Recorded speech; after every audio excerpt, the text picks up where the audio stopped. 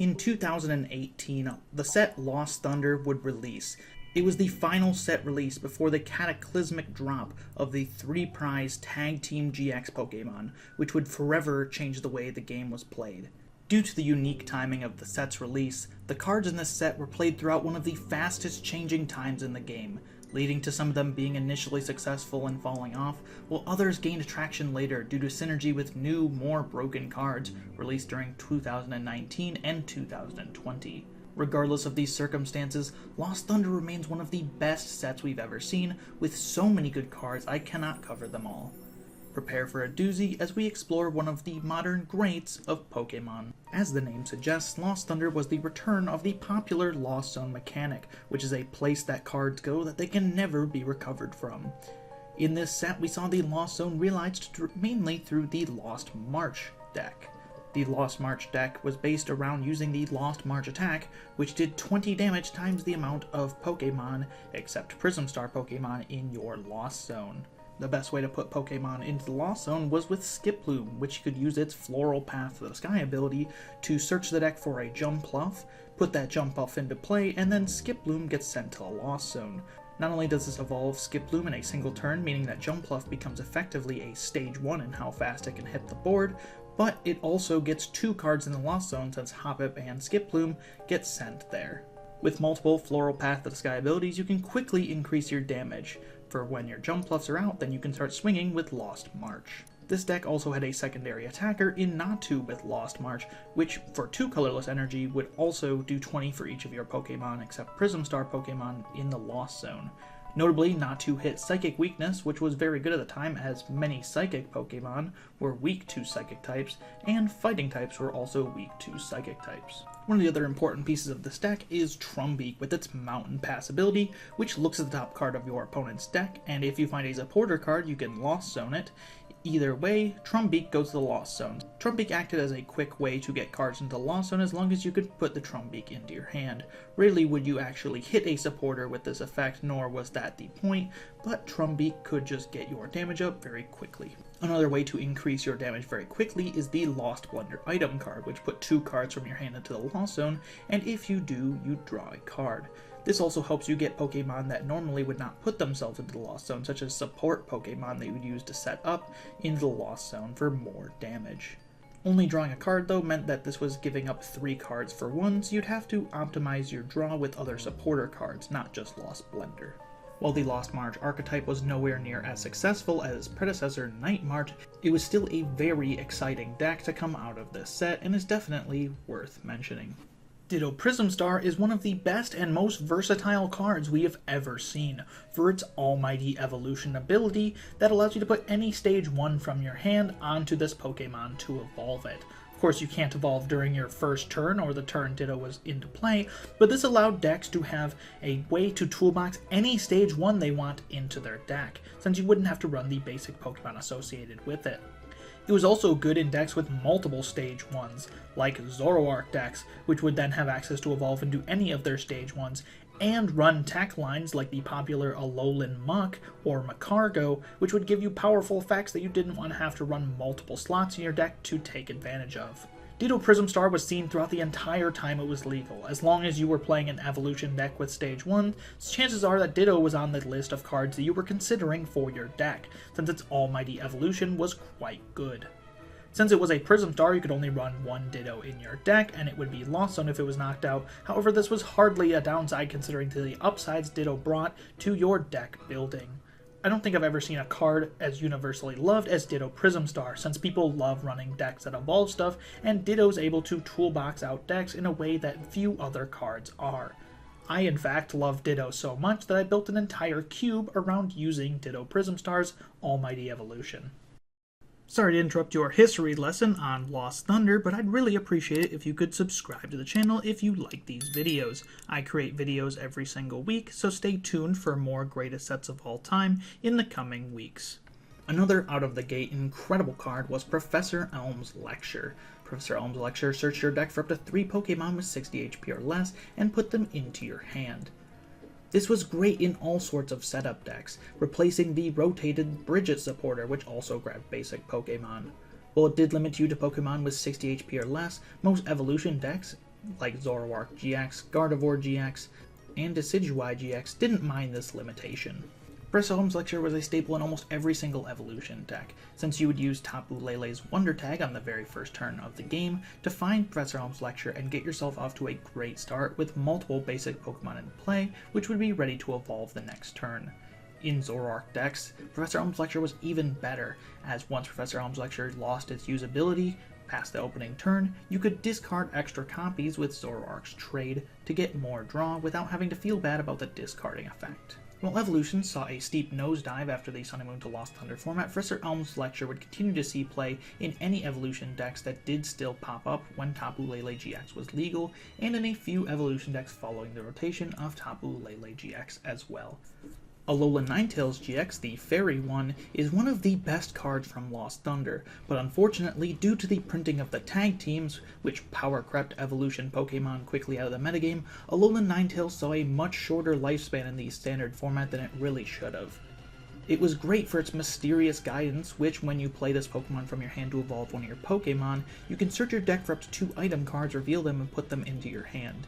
In the Sun and Moon to Lost Thunder format, this worked great for helping set up Stage 2 Pokemon, as you could search out rare candies or an Ultra Ball card to find the Stage 2 you're looking for. It also worked great just for allowing decks to find the item cards they need, like Beast Ring, on the turn they need it. It also had 2 great attacks that really helped in the Gardevoir deck since it used Fairy Energy.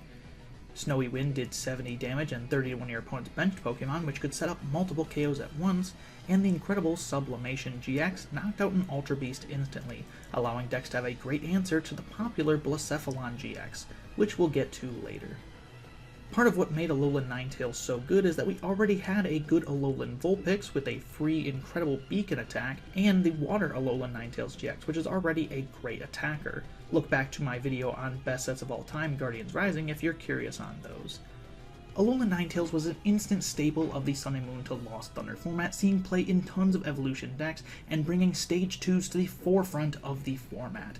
However, the printing of the Tag Team GXs, which threatened to quickly dismantle the board of slower evolution Pokemon that took more deck space, really put Alolan Ninetales out of business.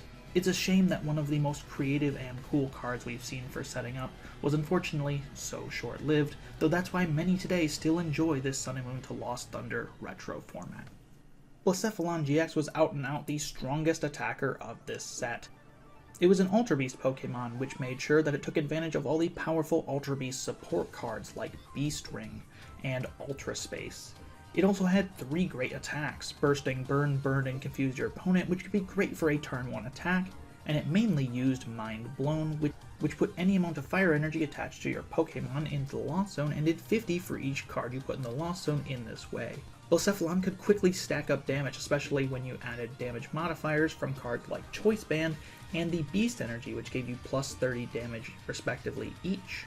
Since it could one-hit KO anything, Blacephalon was a prize race to the finish to take as many knockouts as possible as fast as possible, and that prize race was aided by the Burst GX. Discard one of your prize cards, and if it is energy, attach it to one of your Pokemon. This was another great turn 1 attack. If you couldn't use Mind Blown yet, you might as well discard one of your prize cards and maybe get an energy acceleration while you're at it. Blacephalon was so powerful out of the gate and disliked by many due to that, since it was able to one-hit KO 2 prize Pokemon effortlessly, but Blacephalon did struggle against single prize Pokemon, so we had to find a way to answer that.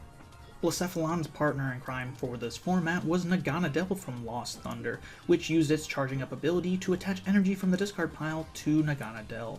You could discard energy with the effects of your supporter and item cards before putting it onto Naganadel, so Mind Blown on Blacephalon can put it into the Lost Zone for extra damage. But Naganadel also came strapped with a great Turning Point attack which did 80 damage, but if you have exactly 3 prize cards remaining, did 80 more. On a key turn, Turning Point could take a knockout on a weaker support Pokemon like Tapu Lele when this damage was boosted, and it also hit weakness on Malamar, allowing you to do 160 damage and take out a Malamar with a single prize Pokemon that they might struggle to take out in return. Naganadel was great in the Blacephalon deck, and it also saw play going into its own deck into 2019 Worlds, where it was paired with the new Naganadel GX that had come out later, which gave Naganadel consistency and a sniping attack as well. Naganadel was also used in the Dark Box deck, going into 2019 Worlds, where it would use its charging up to get energy into play to boost the damage of Greninja and Zoroark Tag Team GX, which did more damage for each of your dark energy in play. With so much versatility and so many different decks it could be in, Naganadel was a staple of the late 2018 and 2019 years, seeing play in all sorts of decks for its utility and powerful attack. It cannot be understated how great this card was. Another card worth mentioning is my favorite card in the entire set, Meganium.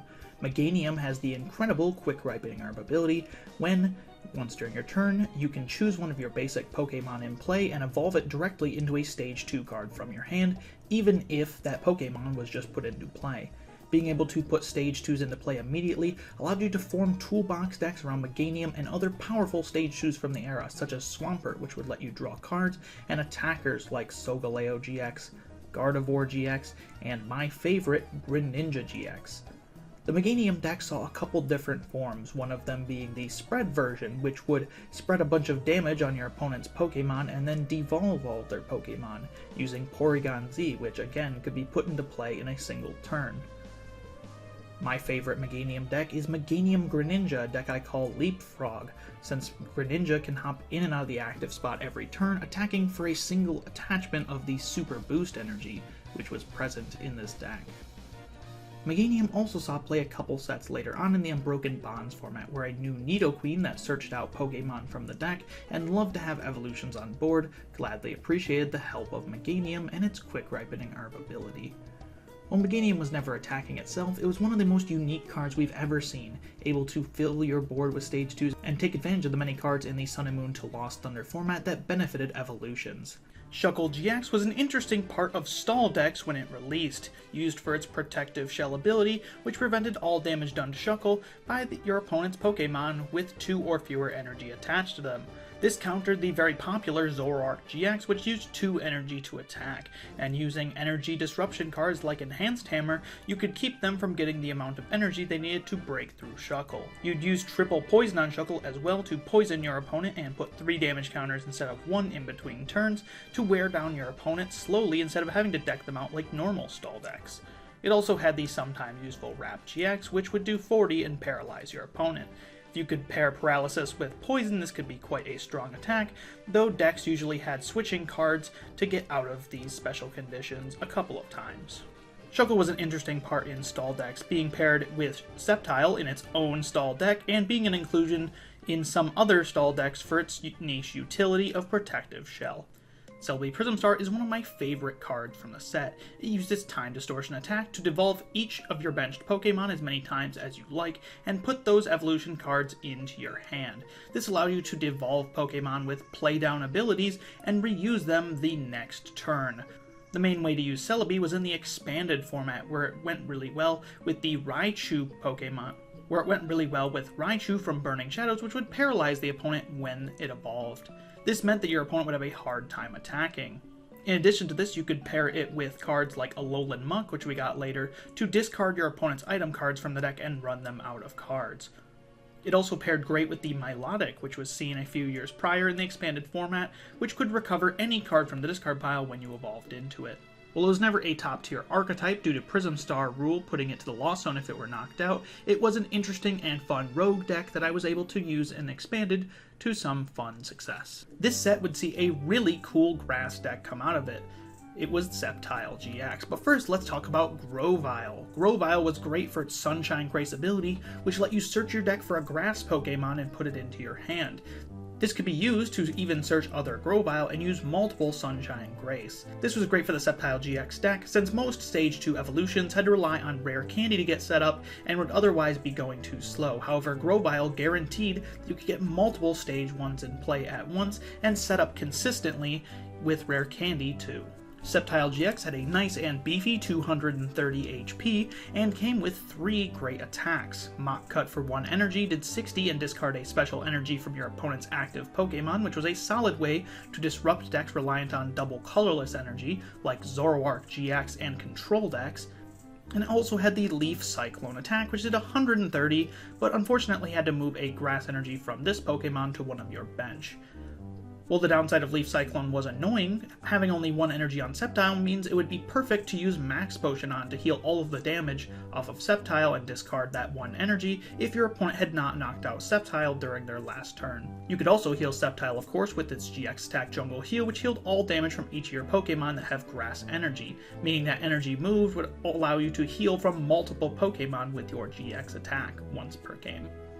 Sceptile GX's success in the standard format was unfortunately quite limited, as it was just a bit inconsistent, and it had to rely on Pokemon like Lurantis to boost its damage of the attacks, but that left it susceptible to disruption. It also had a fire weakness in a time when Blacephalon was very popular. It did have a way to counter this with the Sceptile from Celestial Storm, which paired great with it and prevented all damage done to it by Ultra Beast, but that meant you had to run that Sceptile in your deck in addition to Sceptile GX, otherwise you would take an auto loss to one of the best decks at the time. Sceptile GX's main success came from the expanded format, where it paired great with the Vileplume, which item locked both players when it was in play. Grovyle would help search out all of your grass pieces, meaning you could get a very consistent setup and lock down the opponent, before whittling away at them with Sceptile GX's great attacks. A common partner we saw for this Sceptile Vileplume deck was the very awesome Cradily from Plasma Blast, which would search out Stage 2 Pokemon and put them into play immediately. While it seems like it would be hard to get Cradily into play, Ditto Prism Star allowed you to evolve right into it, meaning that you could put out a Vileplume or a Sceptile in a single turn. While it never quite saw the standard success it was looking forward to, Sceptile GX was a decent deck in the expanded format, and is still a fun rogue deck to play in standard format, Sun and Moon to Lost Thunder as well. Shaman from Lost Thunder was a Pokemon that saw use in the Celebi and Venusaur tanking deck for its Floral Heal ability, which healed 20 from your active grass Pokemon. This deck was all about tanking with Celebi and Venusaur, so it would need multiple Shaman in play and healing items to keep it healthy throughout the game. Sadly, this deck's lifespan in the standard format was short-lived, as many Fire-type Pokemon released in the following set, and completely put the deck out of contention for any kind of viability for the rest of its legality. Virizion GX was occasionally used in some stall decks for its Breeze Away GX attack, which put any number of your Pokemon in play and all cards attached to them into your hand. You could also put Virizion back into your hand. The reason you'd use this attack is in a stall deck, you could pick up all of the Pokemon your opponent would not be able to attack before setting up an unbreakable strategy now that all of your liabilities are off the field. While it wasn't the most popular or most powerful addition in these decks, it was a useful tool that they did take advantage of. Magearna GX was, in retrospect, maybe one of the best GXs from this set. It had the Crushing Charge ability, which discard the top card of your deck, and if it's a basic energy, attached to one of your Pokemon. This paired great with the previously released Magearna with the Smooth Over ability, which could put that energy card to the top of your deck. It had the Lava Flow attack, which discarded any amount of basic energy from this Pokemon, and did 50 and 50 more for each one you discarded in its way. By using Crushing Charge multiple times, you could stack up lots of energy in play, and then smack for big damage with Lava Flow. And it had the Burning Magma GX, which discarded the top 5 cards of your opponent's deck. Magearna was most prominently seen as a tech in Mewtwo and Mew GX decks which used fire energy. They could use its Lava Flow attack to do massive amounts of damage, or use Burning Magma to mill the opponent out. Magearna was also used in its own deck though, pairing itself with of course the Smooth Over Magearna, and going for an all-out offensive on 3 prized Tag Team GX Pokémon, which you would outpace by one-hit KOing them. Lastly, Magearna GX was seen in Control and Mill decks, using its Burning Magma GX to discard the top 5 cards of your opponent's deck. Magearna saw all kinds of use and was better than most people probably expected, including being part of Henry Brand's 2019 World's winning Mewtwo and Mew GX deck. Slowking was an interesting and annoying attacker seen in some decks, mainly for its Memory Melt attack, which could look at the opponent's hand and put a card you find there into the Lost Zone. This slotted great into control decks, which usually used Ditto Prism Star to evolve into Slowking, and they often had Water Energy, which they were already playing for Articuno GX. Outside of control decks, it was also seen as a niche attacker, once again being evolved from Ditto Prism Star for its Psychic attack, which could be used for a triple acceleration energy to do in one go, to do 60 plus 20 times the amount of energy on your opponent's active. This was able to hit weakness and hit a lot of damage on the energy-hungry fire-type Pokemon like Reshiram and Charizard GX, which came out later in 2019. Suicune was a niche inclusion in the Quag-Nag archetype. It could attack with attacks like Cure Stream, which did 120 and made the defending Pokemon do 30 less damage during your opponent's next turn, or the Brinicles GX, which would do 150 and switch the Pokemon with one of your benched Pokemon. While it wasn't a great attacker necessarily, it was pretty affordable to power up, and then once you were done using Suicune, you could switch it to the bench and then use its Phantom Winds to shuffle it back into the deck, removing a 2-prize liability from the board. Hopefully Suicune had taken a hit in that time and then could be healed off and put into the deck, practically taking away your opponent's attack. Though it wasn't super popular due to many decks being able to one-hit KO Suicune, and Suicune not having attacks that could one-hit KO the opponent in return. White Kyurem was a surprisingly good attacker. It mainly used Aqua Patch and Arceus Prism Star surprisingly to power up its crazy attacks, and then it would have to keep energy in play to swing over and over again. It was mainly for Freezing Flames, which would do 160 if White Kyurem had any fire energy attached to it. Initially, we saw this paired with Arceus Prism Star to get those energies into play, and then Wishful Baton, which would let you keep your energies in play when White Kyurem was knocked out, moving it to your next attacker. 160 was quite a lot of damage, and with some damage modifications, you would really start to hit the numbers for one-hit KOs on GX Pokémon. It fell off quite a bit as an attacker, though, as the tag teams released. However, Reshiram and Charizard Tag Team GX was weak to water, so it saw a resurgence in 2019 when it could be powered up by Porygon Z, which would use its crazy code to accelerate unit energies, which counted as both water and fire, to White Kyurem, so you could take a one-hit KO on Reshiram and Charizard Tag Team GX. Zoroark GX was initially supposed to be its own deck, I think. It's got quite some great attributes. However, that never really happened. This is not to say, though, that Zoroark GX was a bad card. Quite the contrary, in fact. It had the incredible Thunderclap Zone ability, which made the retreat cost of each of your Pokemon with Lightning Energy in play 0. This worked great in the established Vigorray deck upon release, as that deck had heavy retreat costs on Rayquaza GX and it can now retreat for free. It also worked great later with attackers like Zapdos and Pikachu and Zekrom GX, which loved having the free retreat to pivot into whatever attacker they wanted. The Plasma Fist attack was an occasionally useful 160 damage, but Zoroark could not attack the following turn. This was fine, however, as its Thunderclap Zone would allow it to pivot out of the active spot into a different attacker. Full Voltage GX was a pretty decent GX stack too, which accelerated 5 basic energy from your discard pile to your Pokemon in any way you like. This didn't restrict you to only accelerating lightning energy, so it could be good in potentially any deck. However, Zoroark GX was almost exclusively seen in lightning decks. It was a fixture of these decks and saw play from the time it came out to the time it rotated in lightning decks, and they greatly missed it when it rotated out in 2020. If you hated Prism Star Pokemon, you might love Wobbuffet. Wobbuffet, as long as it was on the bench, turned off Prism Star attacks and abilities. This is a great way to counter opponents using Ditto Prism Star especially, or Prism Star attackers like Solgaleo Prism Star, which was used in some metal decks. Bench sitters like these always have some sort of place in the format as long as the thing they are countering is prevalent, and since Prism Stars were always great, especially Prism Stars like Tapu Koko and Ditto who tried to use their abilities, Wobbuffet was always decent too, used in decks like Control and Dragapult to great effect. The Lost Thunder set featured 2 unknown cards which would go on to be banned in the expanded format. One of these is Unknown Hand, which had the hand ability. If this Pokemon is your active Pokemon and you have 35 or more cards in your hand, you may use this ability and win the game. Unknown Hand was a great inclusion in stall decks, which would use the Lusamine Supporter card to get back discarded Supporter and Stadium cards from their discard pile, and they didn't play many cards they couldn't recover, so eventually once their deck was drawn out, they could win the game against even matchups where that shouldn't be possible, by declaring the hand ability. Unknown Damage, on the other hand, had the ability Damage, where if it was your active Pokemon and there are 66 or more damage counters on your benched Pokemon, you could use the ability and win the game. The combo around Unknown Damage was to use Klefki, which put itself onto the bench and would take 20 damage from a Stadium card, such as Team Magma's Secret Base. You could then move that damage counters to another Pokemon with Reuniclus from Black and White, which allowed you to move your damage counters around your field, and then you could attach Klefki as a tool to a Pokemon in play.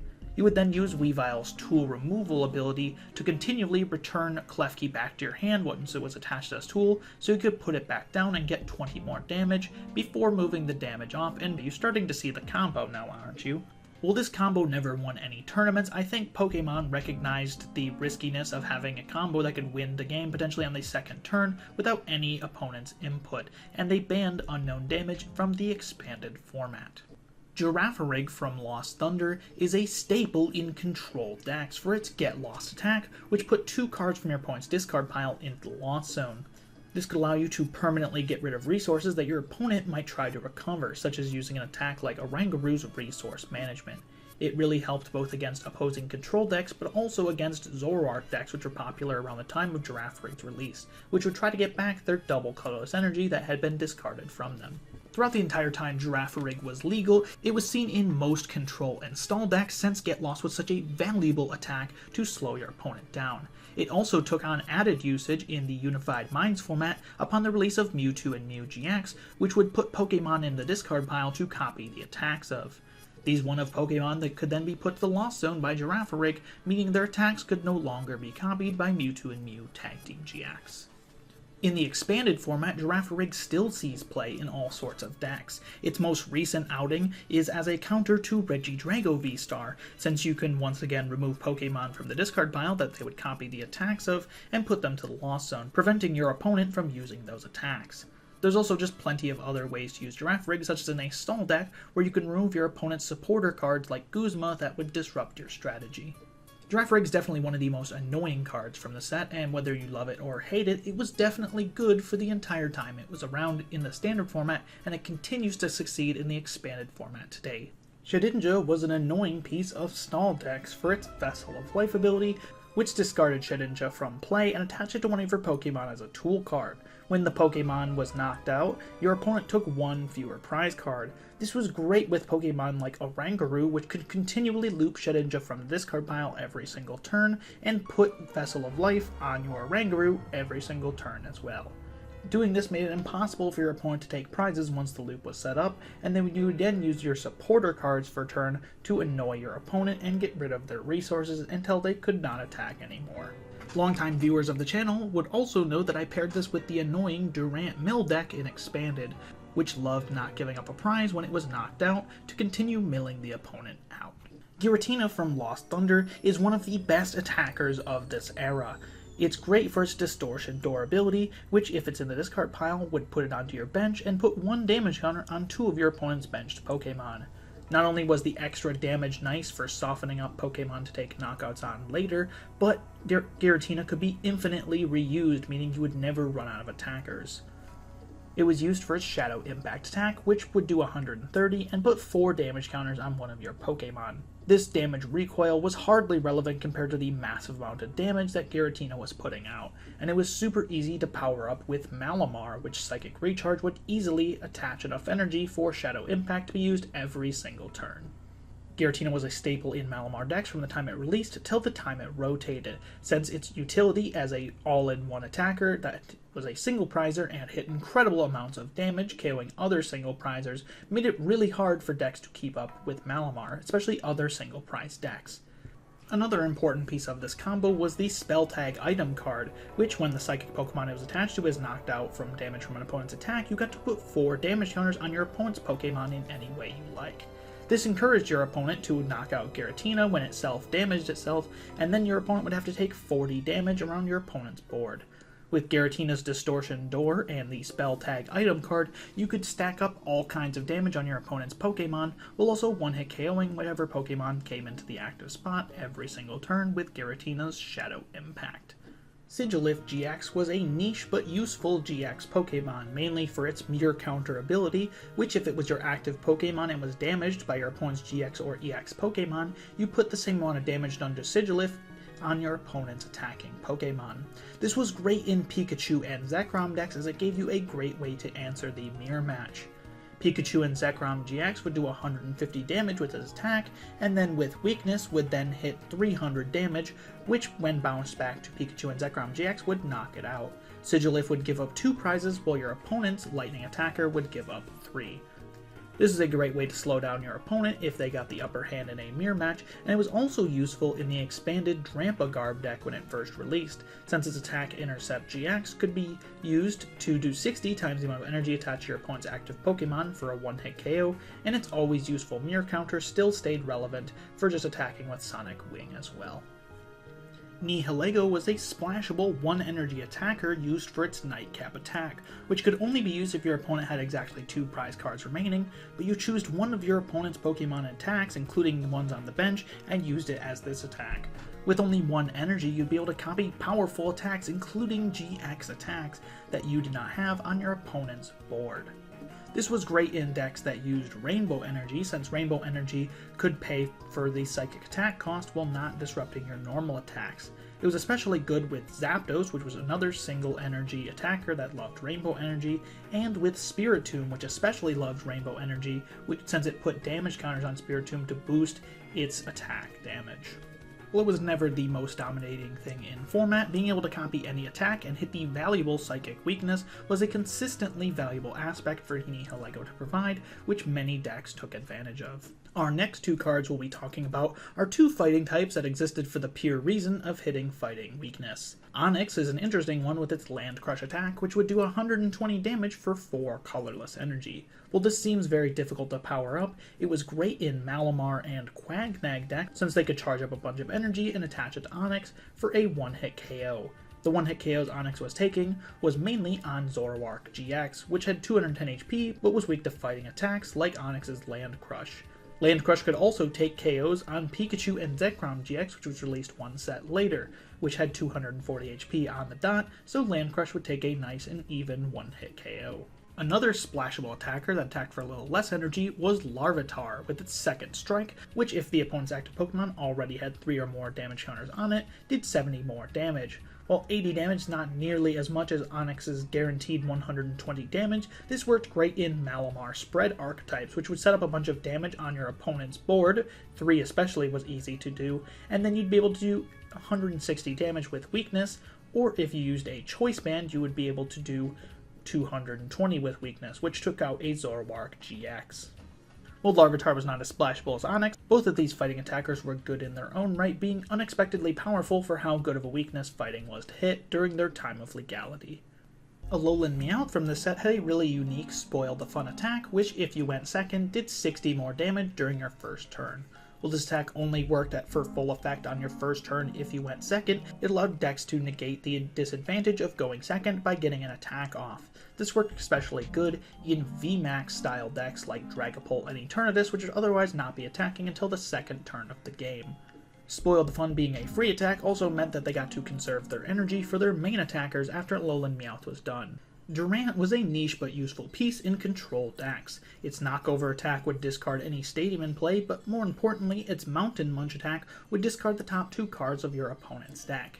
This could be paid for with a double colorless energy, allowing control decks to have a splashable attacker, which could discard the 2 cards from your opponent's deck at any time you had an advantage to start running your opponent out of resources. While it was never super popular, Durant was always something good to watch out for if you were playing against these control and mill style archetypes. Granbull is one of my favorite cards from the set, and one of the most beloved single prize decks of its era. It was used for its all-out attack, which if you had no cards in your hand, this would do 160 damage.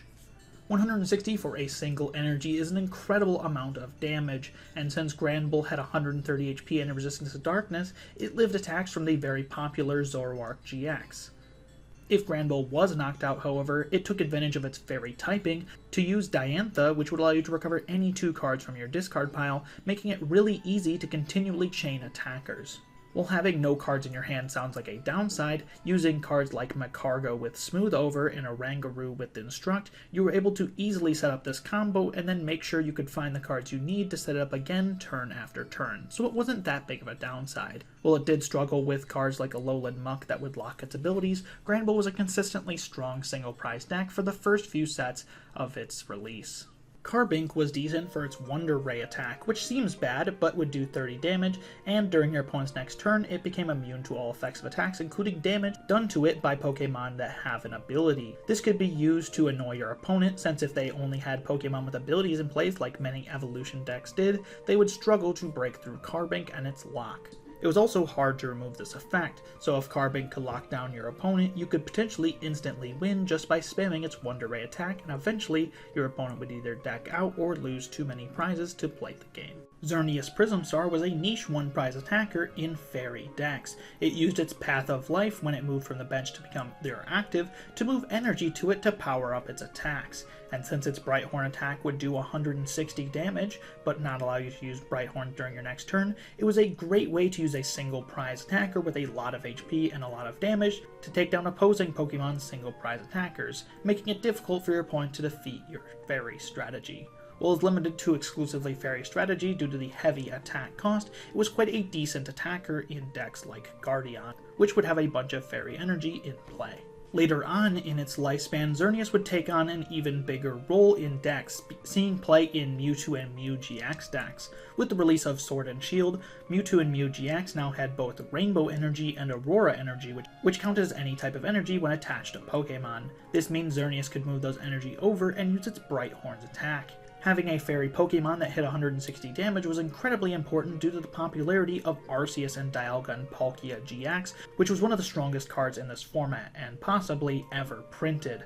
And it was weak to fairies, so Xerneas Prismstar would get a clean one-hit KO with Brighthorns, neutralizing their strategy. Ribombee was a fixture in some control decks for its mysterious buzz, which as long as it was on your bench, your opponent's supporter cards would not affect your fairy Pokemon in play. This was great for blocking the supporter card Guzma, which would try to target down your benched Pokemon, but your benched fairy Pokemon were safe thanks to Ribombee.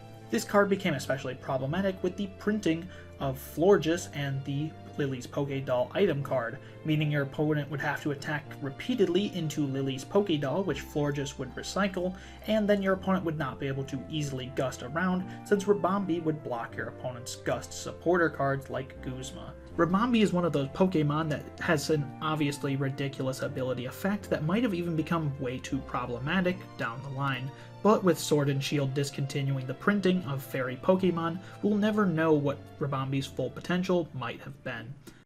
Mimikyu GX was another niche attacker seen in Guardian decks, for its Let's Snuggle and Fall attack, very funnily named, which would do 10 plus 30 for each damage counter already on your opponent's active Pokemon.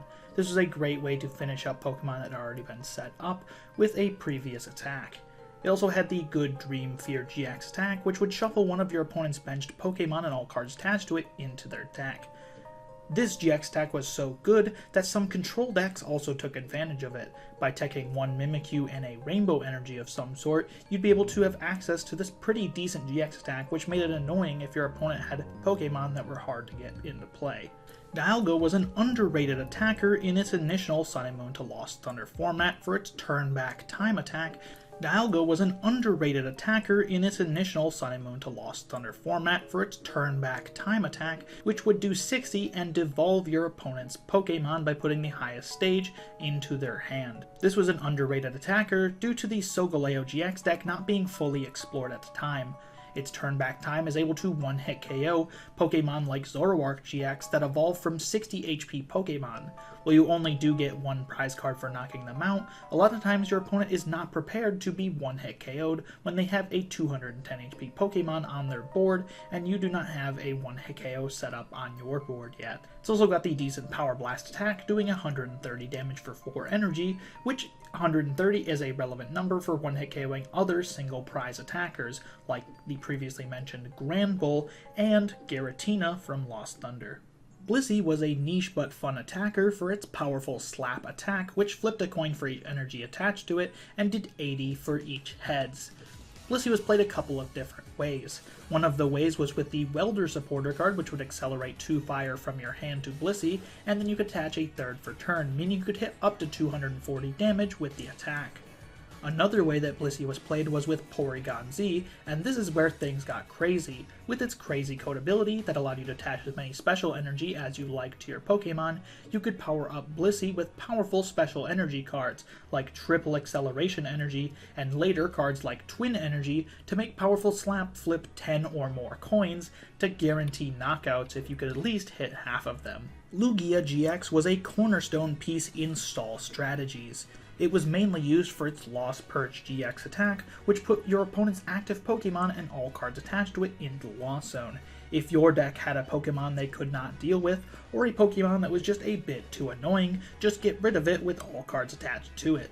While you didn't take any prize cards, you removed this Pokemon completely from play, meaning your opponent would never be able to use it again. Lugia's attacks were also decent in Quagnag decks, since its colorless attack cost would be able to be powered up by the water energy in Quagnag decks, and its Pelagic Blade would do 170 damage, which is a decent amount of damage to do for colorless energy. Lugia's high 190 HP and high damage, as well as utility and Lost Purge, made an interesting card that was used in Control throughout the entire time it was legal. Adventure Bag was a neat item card that would find 2 tool cards from your deck and put them into your hand. If your deck relied on getting multiple tools out of the deck, this was a great way to find them, since you could use a card that would find an item card, and then use that to find 2 tool cards instead of just finding 1.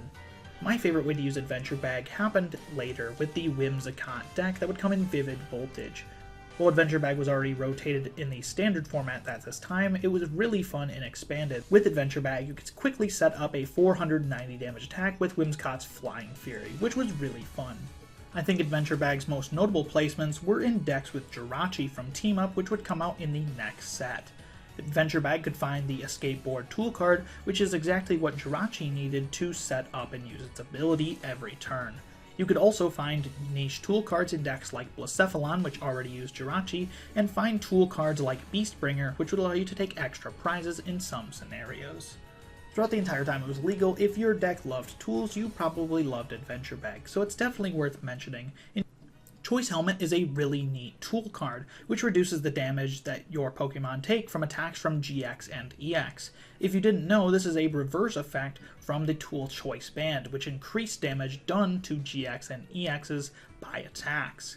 Instead, Choice Helmet was more defensively oriented, being used in decks that wanted to take multiple hits. While it could be removed with tool removal cards, once Field Blower rotated in 2019, it became much harder to remove Choice Helmet, making it a significant obstacle in your path. Another interesting tool card from Lost Thunder is Counter Gain, which when attached to one of your Pokemon, would make their attacks cost colorless less if you had more prize cards remaining than your opponent. This worked great initially with Zoroark GX decks, since they oftentimes fell behind one prize card on the opening turn of the game against aggressive decks, and would then be able to respond with a 1 energy attack thanks to Counter Gain. Later we saw Counter Gain played with all sorts of attacks in decks that plan on going behind, such as Obstagoon, Eternatus, Keldeo GX, and more. If your deck planned on going behind before its major attack, maybe you could consider Counter Gain in your deck. Lost Thunder would debut one of the coolest draw Pokemon we've ever seen, being Zebstrika with its Sprint ability, which could discard your hand and draw 4 cards. One of the awesome things about this is that it gave single prize decks a way to draw cards after the rotation of Octillery from Breakthrough. Zebstrika was used with all kinds of single prize decks since they otherwise had to rely on unreliable engines like Oranguru, which did not draw many cards. Its Sprint also worked great in decks that required discarding cards for their attacks to work. My favorite way to use Zebstrika came later in the expanded format where I paired it with Volcarona V, which loved discarding extra energy for its Surging Flames attacks every single turn. It also paired well with Kyurem, which needed a Lightning Pokemon in play, and what better Pokemon to use than a Lightning-type draw Pokemon. Zebstrika was just great, and there's no ways around it. Custom Catcher is an interesting Gust option, which if you play 1 at once, you draw cards until you have 3 at your hand, and if you play 2 of them at once, you get to switch one of your opponent's bench Pokemon with their active, acting as a Boss's Orders Gust of Wind effect. While it was initially niche, only being used in some Alolan Ninetales GX decks, it eventually became much better. With the rotation of Guzma in 2019, Custom Catcher became the only reliable Trainer Gust option available to decks. Due to this, Custom Catcher saw an explosion in play, being seen in almost every single deck since they needed ways to Gust. Tag teams especially, since they only took 4 deck slots up themselves, could very effectively use Custom Catcher, while Evolution sometimes suffered or had to use other alternative options like Ninetales from Team Up to Gust. This is to say that until the release of Boss's Orders in 2020, Custom Catcher had about 6 to 9 months or so of unfettered dominance in the standard format as the Gust option of choice, making it a notable card. With all this talk of the Lost, we seem to have been lost of the Thunder. Thankfully, Electro Power gave a huge boost to Lightning decks. Electro Power says that during this turn, your Lightning Pokemon's attacks do 30 more damage to your opponent's active Pokemon, and this effect could stack, so you could do up to 120 more damage if you played all 4 Electro Power from your hand. On release, this card was not very impactful, as the best Lightning attacker was stuff like Zoroark GX and Tapu Koko Promo, which didn't much need Electro Power. However, with the release of the tag teams, mainly Pikachu and Zekrom GX and Alolan Raichu and Raichu GX, we would see Electro Power take off in the 2019 season, being a staple card in Lightning decks from the time that those came out till the time that it rotated in 2020. Electro Power became obnoxious because it made it extremely hard to play around these Lightning attackers, which otherwise used medium damage attacks that could now be boosted with Electro Power to take one-hit KOs. Fabo was another piece in the control box added to this set. Faba chose a Pokemon Tool, Special Energy, or Stadium in play and put it into the Lost Zone. This was really great as you could Lost Zone cards like Double Colorless Energy, meaning your opponent would not be able to recover them through traditional means. It also was played, of course, in control decks since they loved getting rid of their opponent's resources permanently. By looping Faba with the Lusamine supporter, you could infinitely use Faba to get rid of your opponent's energy, or get rid of a stadium card that really mattered to them.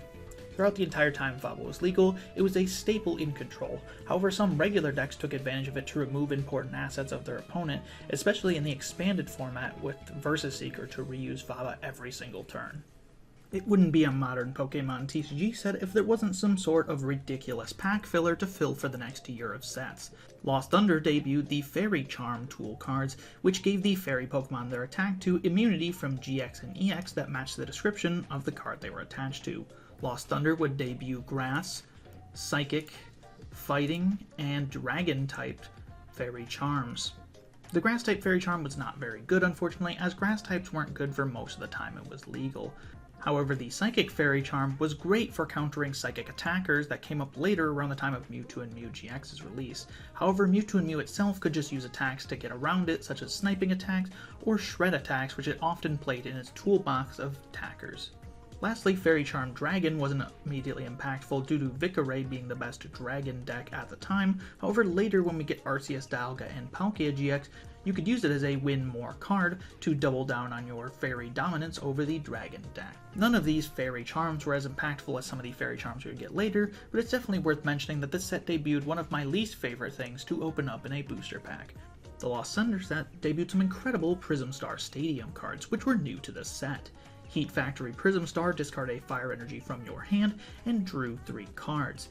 What made Prism Star Stadiums unique is that they couldn't be removed from the effect of item or supporter cards, so cards like the Fabo we just talked about would not be able to remove them from play. You better bet that with an effect that drew 3 cards, Heat Factory is going to see play in every single fire deck from the time it came out to the time it rotated, or at least almost every single one. Immediately, Blacephalon GX took it to its arsenal of Stadium cards, but later decks like Reshiram and Charizard GX and Mewtwo and Mew GX would also use this effect since they also played Fire Energy. We also saw the Life Forest Prism Star for Grass types, which was probably the worst of these Prism Star Stadiums, but was still played, for its effect that healed 60 in all special conditions from one of your Grass Pokemon once per turn. This was used initially in the Sceptile GX deck, which kind of underperformed, but became much better when Venusaur and Celebi Tag Team GX came out, which focused on healing its Grass Pokemon over and over again. A perfect fit for the Life Forest card, but of course I talked about that deck's lifespan being short-lived due to the release of many Fire-type Pokemon the following set. The best of this set's Prism Star Stadiums, though, is undoubtedly Thunder Mountain Prism Star. If you watched our video on Phantom Forces, we talked about how Dimension Valley was one of the best Stadium cards ever printed due to its ability to reduce the attack cost of Psychic Pokemon. Thunder Mountain joins this league of best Stadium cards ever printed by reducing the attacks of Lightning Pokemon by lightning less attack cost. This means that attackers like Pikachu and Zekrom would be able to attack on the first turn of the game, since their powerful attacks would only cost 2 energy to use. With a Tapu Koko Prism Star to provide one of those energies and your attachment from hand to provide the other, it was very easy to unleash these attacks that should be going off on the third turn of the game on the first turn of the game. Throughout the entire time Thunder Mountain was legal, until its rotation in 2020, it was one of the best stadium cards in the format, pairing with all of the previously mentioned lightning attackers like Pikachu and Zekrom and Raichu and Alolan Raichu, as well as any others that you could dream up, such as Vikavolt even, in the later part of its lifespan.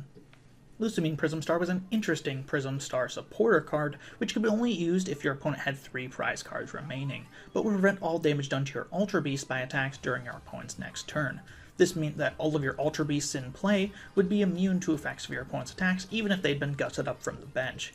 Lusamine was difficult to use though, as the many decks that wanted to take advantage of this had to find it on the exact turn they wanted to use it, so it was never super popular. However, if you had an Ultra Beast deck, there's a chance you might throw a Lusamine in there, just to see if you can make it work. Mina is an underwhelming supporter card, but it was very good. It searched the deck for a Fairy energy and attached it to one of your Pokemon in play. This most prominently came into play with the release of Gardevoir and Sylveon GX, which loved abusing getting extra Fairy energy in play that could be moved around with its Magical Miracle attack. This card continues to see play today in the fan-made Gym Leader Challenge format, where it's paired in normal-type decks that need to be able to accelerate energy in the deck to use their 3 energy attacks turn after getting knocked out. Mixed Herbs is a really unique healing card. If you played 1 at a time, you could remove a special condition from your active, or if you played 2, you could heal 90 damage and all special conditions from your active Pokemon. This card was initially played with Celebi and Venusaur GX, which was a healing deck as previously mentioned, which loved extra healing cards.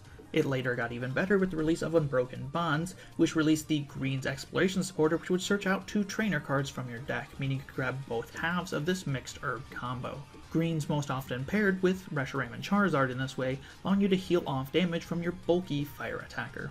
Netball was a cool and underplayed item card from this set, which searched the deck for a basic grass Pokemon or basic grass energy and put it into your hand. We'd see the same effect come back later on Fog Crystal, which was a great item card. However, Netball was kind of let down by the fact that grass Pokemon were not super playable throughout the time it released. Regardless, it was initially very good with the Lost March deck, which had both basic grass Pokemon and basic grass energy, and with Sceptile GX. We later saw Netball good with Celebi and Venusaur GX, before it finally moved on to seeing play with Rowlet and Alolan Exeggutor GX decks later in its lifespan. Wait and See Hammer seems really awful, however, it can be used in these Green's Exploration decks, which made it good.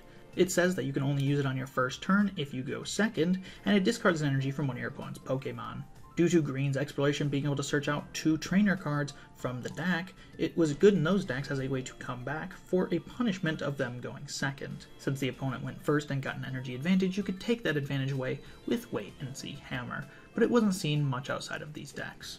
Memory Energy is most famous for its use in a terrifying lock deck. It provided colorless energy, but the Pokemon it was attached to could use the attacks of its previous evolutions. In the expanded format, this would come into play in the infamous Shock Lock deck, which would use Stoutlands and its Sentinel ability to block the opponent from playing supporter cards, mainly Guzma, which would switch them out of the active, while paralyzing them every single turn with Raichu from Burning Shadows. Memory Energy was important as it would allow Stoutland to copy the attack of the basic Lillipup from the Black and White set, which could recycle an item card from the discard pile, meaning you could pick up your Devolution Spray to reuse your Raichu every single turn. This brutal lock deck was impossible for some decks to beat and saw some good success in the expanded format for the small time that it was around. And that's all. If you enjoyed our short look into the Lost Thunder set, I definitely recommend checking out my video on the Phantom Forces, Guardians Rising, and Stormfront sets which came out previously. I release these videos about once a month, so stay tuned for the next greatest sets of all time. If you haven't yet, please do be sure to subscribe to the channel. I would love to have your support as I continue growing this channel and getting more viewers. I also upload retro tabletop content and retro discussion videos, so if those are your interest, you might want to check those out as well. Thank you all so much for watching this hour-long video, and I'll see you in the next one.